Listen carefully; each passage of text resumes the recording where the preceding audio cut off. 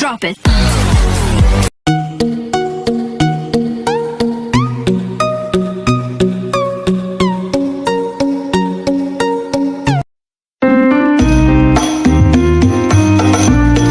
Saya memang sengaja mau memberi kajian yang ringan tapi bermakna, karena agama ini sebetulnya dimulai hal-hal yang ringan.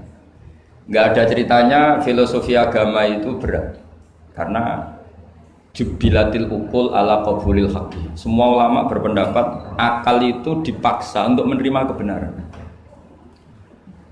Saya pernah ditanya seorang dokter, dia tanya gini, Pak Bahak, zina itu kan enak, kenapa haram? Lalu tidak enaknya zina di mana? Terus dia saya tantang, andai kan zina wajib kamu bingung, kok bisa? Kalau setelahnya terus tak suruh lagi kamu bisa? Ya udah bisa, mau. Akhirnya dia mikir iya ya, kalau wajib malah bingung, harus mengumpulkan uang untuk murder. Dan kalau dia senang seseorang tidak harus kesampaian. Ya kan, kalau kamu senang seseorang kan tidak mesti dia senang kamu. Kan repot kan? Kalau senang tidak mesti dia senang kamu, atau nggak senang maunya dibayarkan repot. Mendingan diharamkan terus tidak usah, kan enak malah. Tidur di kamar happy santai. Syukur-syukur itu terganti oleh sujud, oleh munajat, oleh kesenangan-kesenangan yang religi. Misalnya maling diharamkan ya enak, kalau kita boleh maling malah digebuki orang malah repot. Barokahnya diharamkan tidak dapat pahala, tidak digebukin orang gitu. Sama, jadi perlu membuat argumentasi agama itu penting. Selama ini ada kesolehan-kesolehan amatir, itu yang sering saya kritik setiap saya ngaji itu, kesolehan apa? Amatir. Misalnya gini, kadang-kadang orang ngeluh gini, Islam itu repot, mau kebar gak boleh, mau bebas gak boleh, andai kan boleh semua kan enak. Pertanyaannya adalah, ketika boleh semua, apakah lembaga maksiat ini tidak ada aturan? Kan tetap ada aturan. Boleh pakai kalau bayar, itu aturan enggak? Aturan. Kalau yang cantik mahal kan aturan. Kalau homer atau arak yang enak mahal kan aturan. Artinya gini, di tempat yang maksiat pun banyak apa? Aturan. Kenapa aturan di tempat maksiat kamu anggap kebebasan, sementara agama ngatur kamu anggap pengekangan?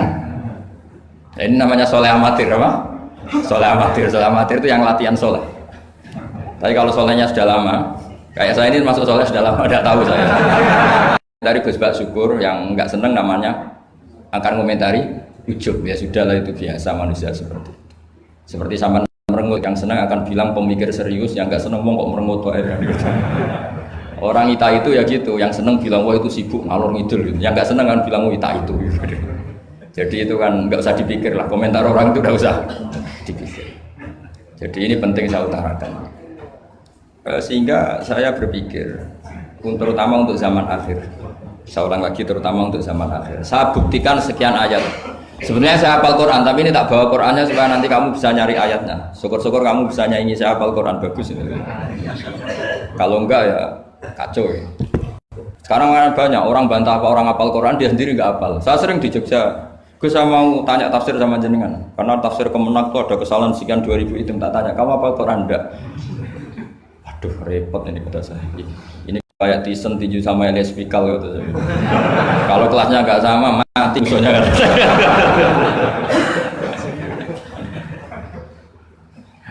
Karena bukan karena ini keangkuhan, tapi proporsional apa? Proporsional. Saya cerita yang ringan-ringan saja, sebagaimana sanad saya dari guru-guru saya ila Rasulullah Shallallahu Alaihi Wasallam. Agama itu dimulai dari kesenangan, happy, farah kalau dalam bahasa Arab al-farah. Ayatnya jelas, kul bi fadlillah wa bi rahmatih fa bidzalika falyafrahu. Ingat Muhammad dengan fadl Allah, anugerah Allah dan rahmatnya, kemudian dengan itu kamu harus senang. Sehingga dengan senang kepada Allah dan Rasul itu nikmatnya Masya Allah. Andai kan senang itu bisa ditakar, orang yang sedang tahajud menangisi dosanya plus menangisi nasibnya kalau di perantauan ini. Itu senangnya sama orang yang sedang dugem itu mesti kalah, mesti senang yang sedang tahajud. Karena orang-orang maksiat itu sebenarnya orang-orang susah. Kalau tidak susah gimana? Setelah itu semua ditanya senangnya di mana? Tidak tahu dia mabuk. Sementara senang kamu ingat betul tadi malam saya nangisi dosa-dosa saya, nangisi nasib saya, kemudian tenang karena kembali ke Allah, kembali ke Rasul. Itu luar biasa senangnya. Tapi masalahnya sekarang ibadah itu kayak ancaman. Kalau ada pondok mewajibkan tahajud, itu santrinya itu sudah mendelik dulu. Kalau di masjid-masjid gini itu kira-kira diwajibkan tahajud, orang juga protes. Ini aliran sesat, sunat kok diwajibkan. Jadi agama itu banyak keunikan, tapi yang jelas saya pastikan kamu harus senang.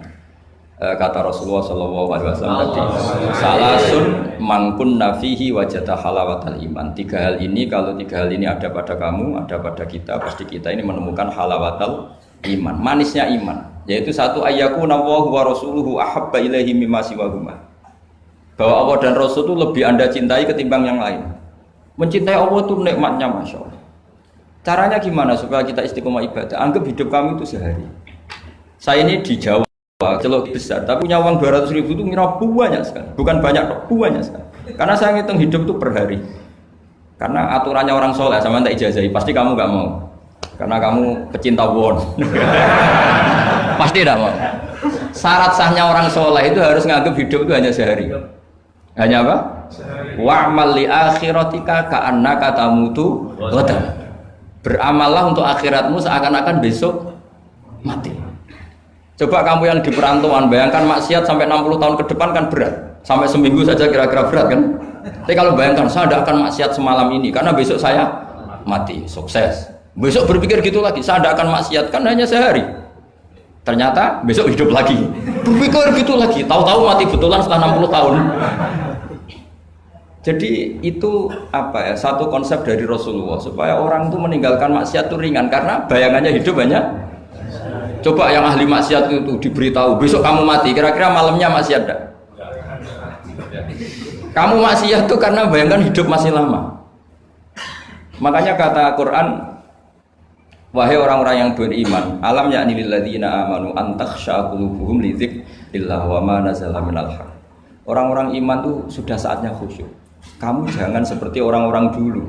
Orang-orang dulu fatola alaihimul amatu faqasat qulubuhum. Orang itu menjadi wangkot, menjadi keras hatinya karena merasa hidupnya itu panjang. Ini penting, ini konsep-konsep yang ada di hadis sahih. Jadi tidak perlu kamu soal ini sahih apa enggak, tak pastikan sahih. Saya ini baca hadis lama sekali. Jadi yang nyoal harus imbang. Kalau enggak kayak Tyson dengan Elias Pikal. Supaya clear, supaya jelas. Saya sering ketemu para pemikir di Jogja dan berkali-kali saya bilang harusnya diskusi itu imbang. Ini bukan karena keangkuhan, tapi karena proper. Awal maksiat itu dimulai karena tidak senang terus cari kesenangan dan pilihannya maksiat. Coba kalau kesenangan